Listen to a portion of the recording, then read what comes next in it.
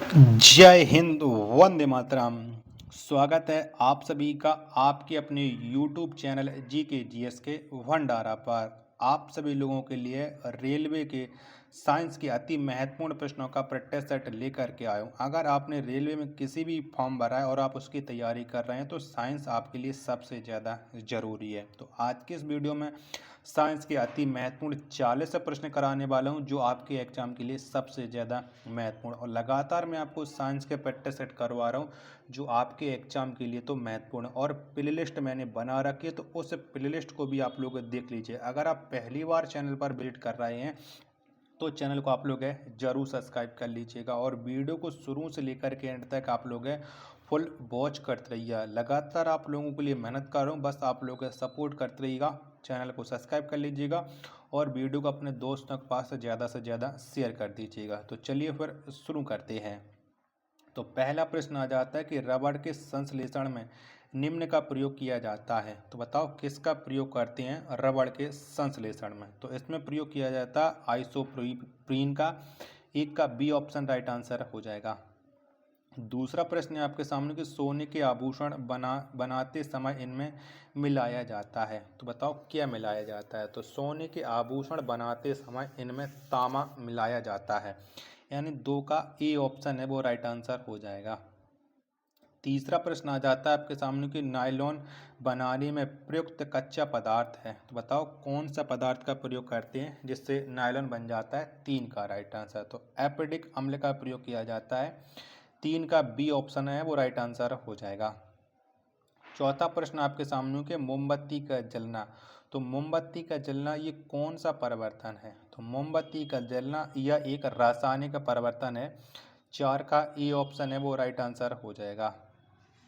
पांचवा प्रश्न आ जाता है आपके सामने कि आतिशबाजी में हरा रंग किसकी उपस्थिति के कारण होता है। तो आतिशबाजी यानी जो पटाखों में हरा रंग होता है ये बेरियम की उपस्थिति की वजह से होता है। पाँच का सी ऑप्शन राइट आंसर हो जाएगा।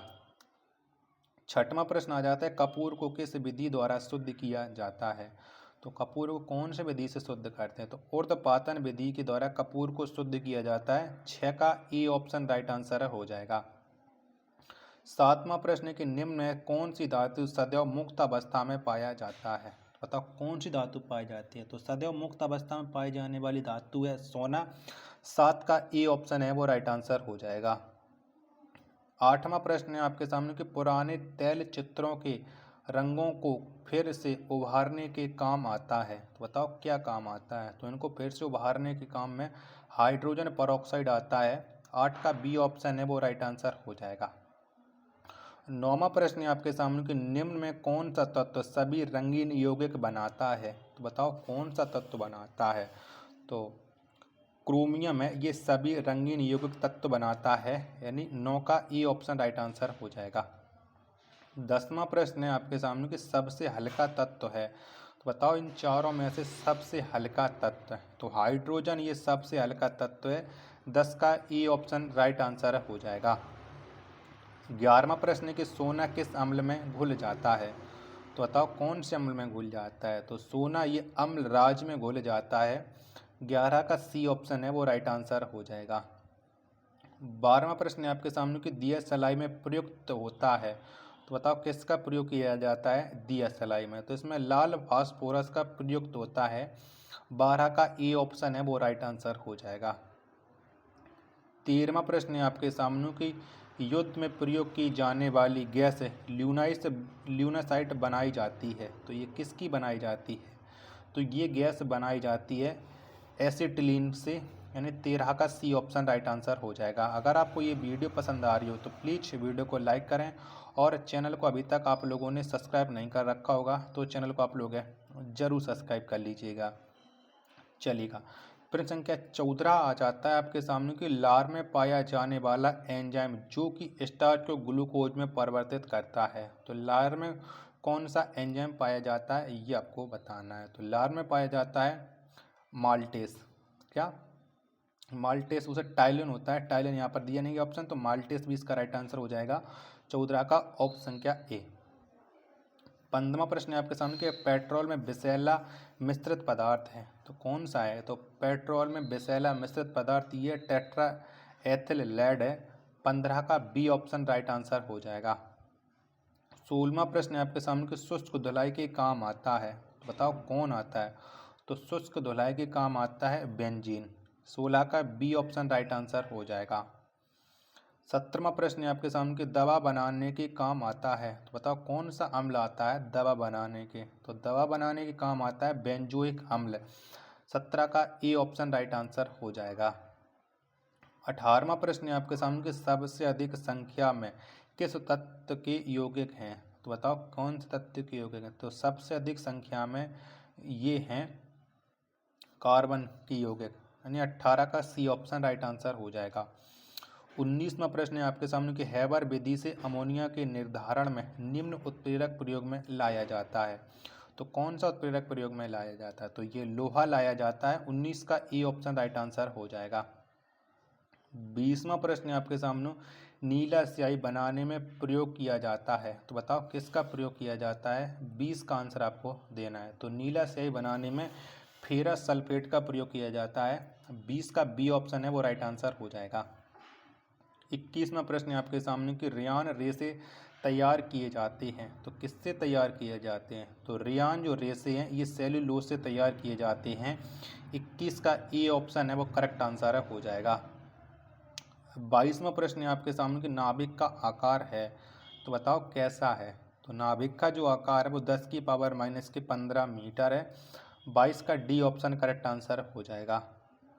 23वां प्रश्न है आपके सामने कि निम्न में अस्थायी कण है तो बताओ कौन है? तो निम्न में से जो अस्थायी कण है वो न्यूट्रॉन है।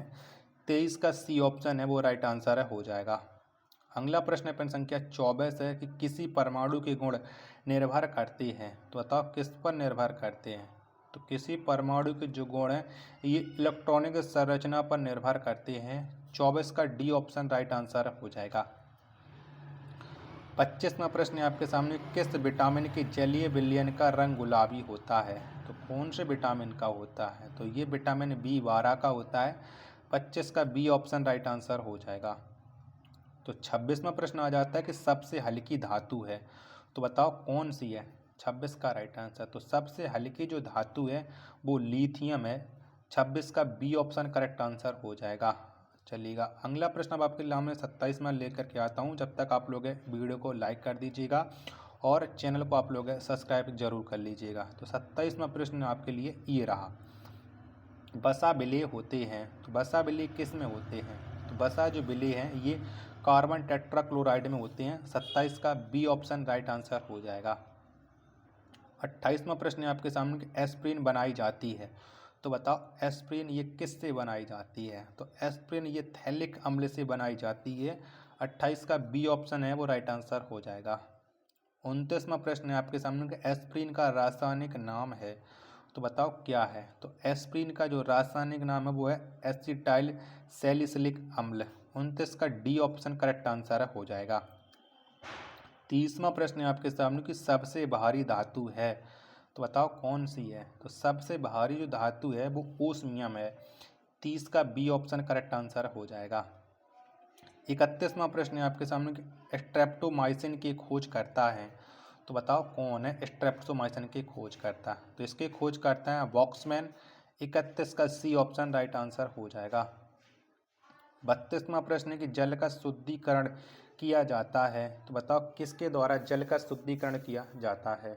तो जल का शुद्धिकरण ये क्लोरीन के द्वारा किया जाता है। 32 का बी ऑप्शन राइट आंसर हो जाएगा। 33वां प्रश्न है आपके सामने कि सबसे अधिक विद्युत ऋणीय तत्व है तो बताओ कौन सा है? तो सबसे अधिक जो विद्युत ऋणीय तत्व है वो तत्व है फ्लोरीन। 33 का डी ऑप्शन करेक्ट आंसर हो जाएगा।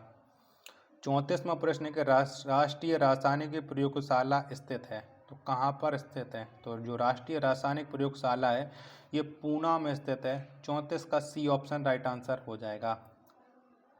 35वां प्रश्न है आपके सामने कि फ्रियोन का रासायनिक नाम है तो बताओ क्या है? तो फ्रियोन का जो रासायनिक नाम है वो है क्लोरोफ्लोरोकार्बन, यानी 35 का ई ऑप्शन है वो राइट आंसर हो जाएगा। 36वां प्रश्न आपके सामने आ जाता है कि टेफ्लॉन किसका बहुलक है, तो बताओ किसका है? तो जो टेफ्लॉन है ये टेट्राफ्लोरोएथीन का बहुलक है। 36 का डी ऑप्शन राइट आंसर हो जाएगा। 37वां प्रश्न है आपके सामने कि संश्लेषित रेशा है, तो बताओ इनमें से कौन सा है संश्लेषित रेशा? तो ये रेयान है। 37 का ए ऑप्शन राइट आंसर हो जाएगा। 38वां प्रश्न आ जाए, कांच पर लिखने के लिए किस अम्ल का प्रयोग किया जाता है? तो कांच पर लिखने के लिए बताओ, तो इसमें किया जाता है हाइड्रोफ्लोरिक अम्ल का प्रयोग। 38 का बी ऑप्शन राइट आंसर हो जाएगा। 39वां प्रश्न है आपके सामने कि समुद्री जल से नमक किस विधि द्वारा तैयार किया जाता है? तो समुद्री जल से जो नमक तैयार करने वाली विधि है वो है वाष्पीकरण की विधि, यानी 39 का बी ऑप्शन एकदम इसका राइट आंसर है हो जाएगा। आशा करता हूं कि आपको ये वीडियो जरूर पसंद आई होगी, तो वीडियो को आप एक बार लाइक कर देना। चैनल को अभी तक आप लोगों ने सब्सक्राइब नहीं कर रखा होगा तो चैनल को आप लोग जरूर सब्सक्राइब कर लीजिएगा। मिलते फिर अपने एक और नेक्स्ट वीडियो के साथ, तब तक के लिए धन्यवाद। जय हिंद, वंदे मातरम।